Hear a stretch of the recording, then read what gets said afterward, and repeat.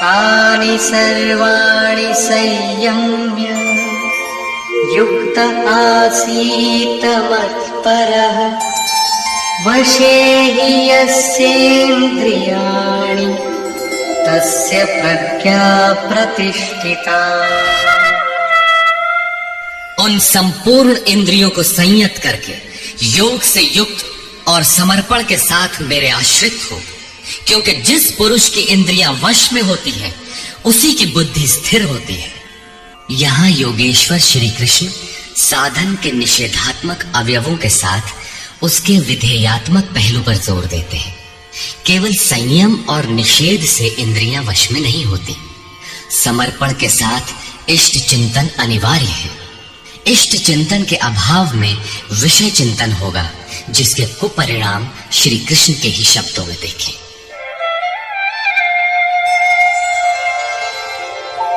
ध्यायतो विषयान् पुंसः संगस्तेषूपजायते संगात् संजायते कामः कामात् क्रोधोऽभिजायते।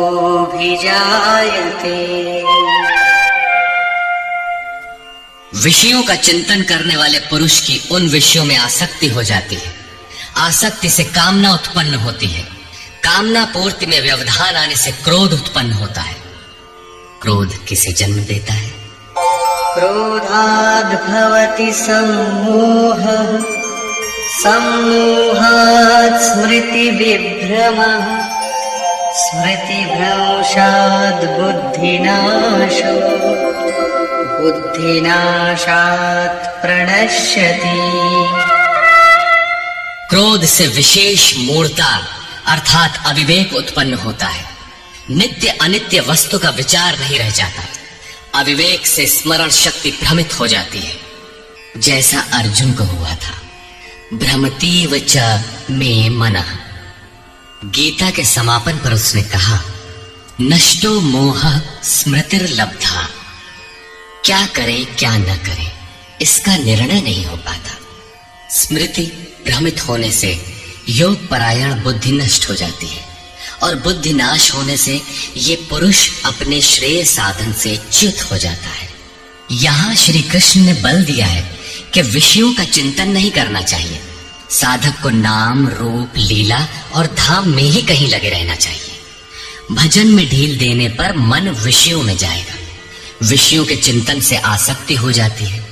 आसक्ति से उस विषय की कामना साधक के अंतर मन में होने लगती है। कामना की पूर्ति में व्यवधान होने पर क्रोध, क्रोध से अविवेक, अविवेक से स्मृति भ्रम और स्मृति भ्रम से बुद्धि नष्ट हो जाती है। निष्काम कर्म योग को बुद्धि योग कहा जाता है, क्योंकि बुद्धि स्तर पर इसमें विचार रखना चाहिए कि कामनाएं न आने पाए। फल है ही नहीं। कामना आने से ये बुद्धि योग नष्ट हो जाता है। साधन करिय विचारहीन मन शुद्ध होए नहीं तैसे। विचार आवश्यक है।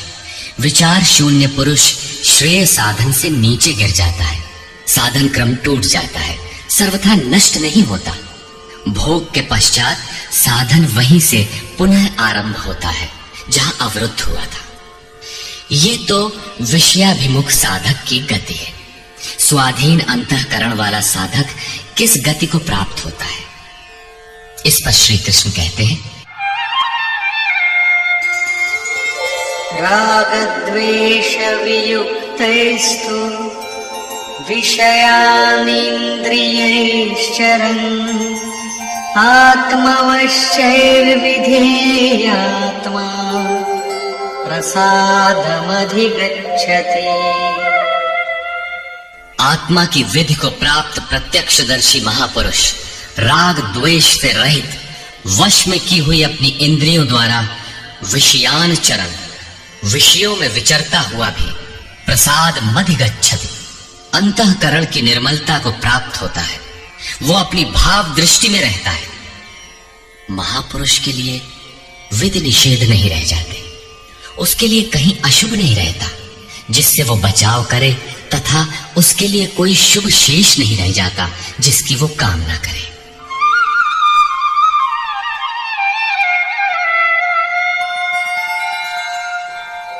प्रसादे सर्वदुःखानां हानिरस्योपजायते प्रसन्नचेतसो याशु बुद्धिः पर्यवतिष्ठते। भगवान के पूर्ण कृपा प्रसाद भगवत्ता से संयुक्त होने पर इसके संपूर्ण दुखों का अभाव हो जाता है। दुखालयम अशाश्वतम, संसार का अभाव हो जाता है और उस प्रसन्न चित्त वाले पुरुष की बुद्धि शीघ्र ही अच्छी प्रकार स्थिर हो जाती है। किंतु जो योग युक्त नहीं है उनकी दशा पर प्रकाश डालते हैं। नास्ति बुद्धिरयुक्तस्य न चायुक्तस्य भावना न चाभावयतः शान्तिः अशान्तस्य कुतः सुखम्। योग साधन रहित पुरुष के अंतःकरण में निष्काम कर्मयुक्त बुद्धि नहीं होती। उस अयुक्त के अंतःकरण में भाव भी नहीं होता। भावना रहित पुरुष को शांति कहा और अशांत पुरुष को सुख कहा। योग क्रिया करने से कुछ दिखाई पड़ने पर ही भाव बनता है। जाने बिनु ना होए परतीति, भावना बिना शांति नहीं मिलती और शांति रहित पुरुष को सुख अर्थात शाश्वत सनातन की प्राप्ति नहीं होती। इंद्रियाणां हि चरतां यन्मनोनुविधीयते तदस्य हरति प्रज्ञां वायुर्नावमिवाम्भसि। जल में नाव को जिस प्रकार वायु हरण करके गंतव्य से दूर कर देता है, ठीक वैसे ही विषयों में विचरण करती हुई इंद्रियों में जिस इंद्रिय के साथ मन रहता है वो एक ही इंद्रिय उस अयुक्त पुरुष की बुद्धि को हर लेती है। अतः योग का आचरण अनिवार्य है। क्रियात्मक आचरण पर श्री कृष्ण पुनः बल देते हैं।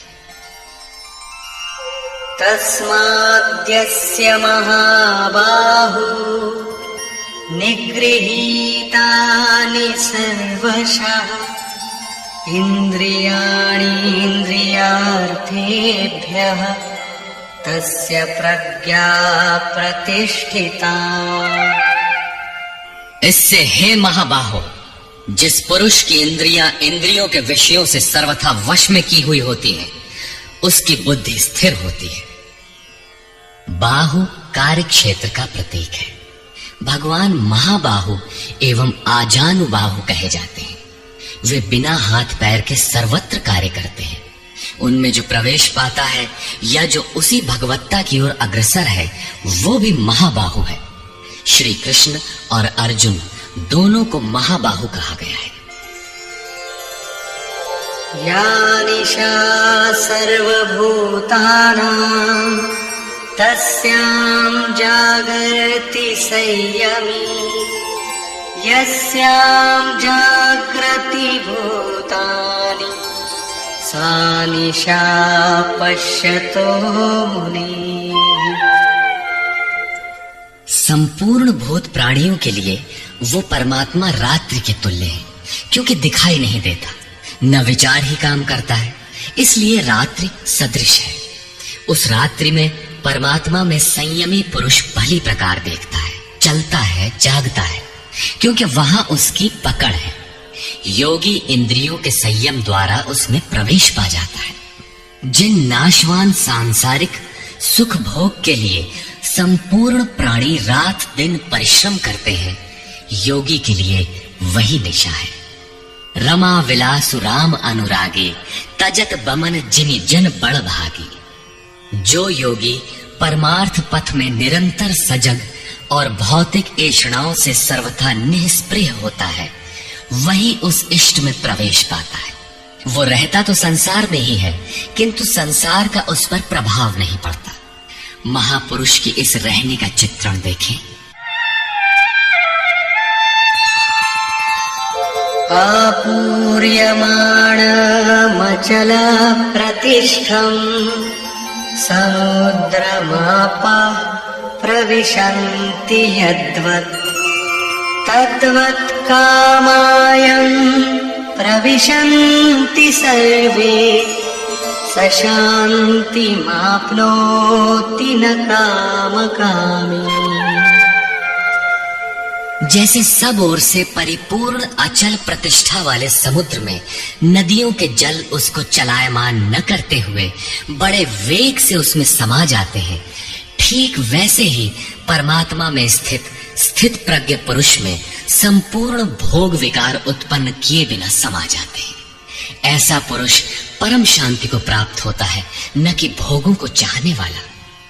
भयंकर वेग से बहने वाली सहस्त्रों नदियों के स्रोत फसल को नष्ट करते हुए, हत्याएं करते हुए, नगरों को डुबाते हुए, हाहाकार मचाते हुए बड़े वेग से समुद्र में गिरते हैं, किंतु समुद्र को न 1 इंच ऊपर उठा पाते हैं और न गिरा ही पाते हैं, बल्कि उसी में समाहित हो जाते हैं। ठीक इसी प्रकार स्थित प्रज्ञ महापुरुष के प्रति संपूर्ण भोग उतने ही वेग से आते हैं, किंतु समाहित हो जाते हैं। उन महापुरुषों में न शुभ संस्कार डाल पाते हैं न अशुभ। योगी के कर्म अशुक्ल और अकृष्ण होते हैं,